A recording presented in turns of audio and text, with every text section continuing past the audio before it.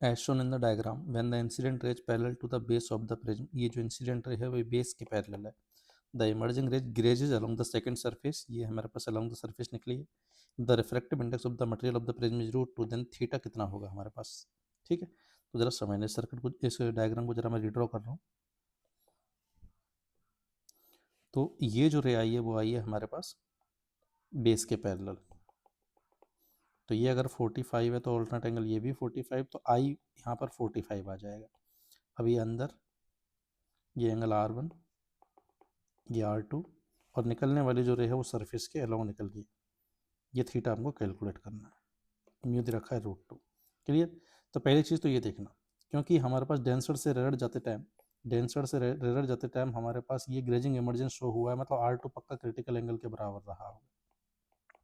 Clear, जिसकी value कितनी हो जाएगी हमारे पास, sine inverse rare medium, air है सराउंडिंग, कुछ ना बोला तो एयर मानेंगे। ठीक है, रेयर मीडियम का म्यू अपॉन में डेंसर मीडियम का म्यू, तो सी आ गया 45 डिग्री। क्लियर।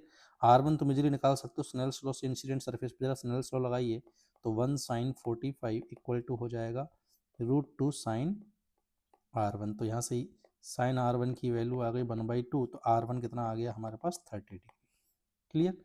अब देखो R1 कितना है हमारे पास 30 डिग्री, R2 कितना आया 45 डिग्री, तो R1 R2 का सम होता है प्रिज्म एंगल के बराबर, तो ये कितना हो जाएगा 75 डिग्री।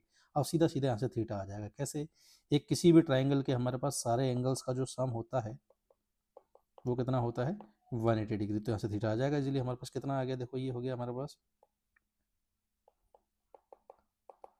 तो थीटा की वैल्यू कितनी हो गई यहाँ से 60 डिग्री। तो second option will be the correct answer.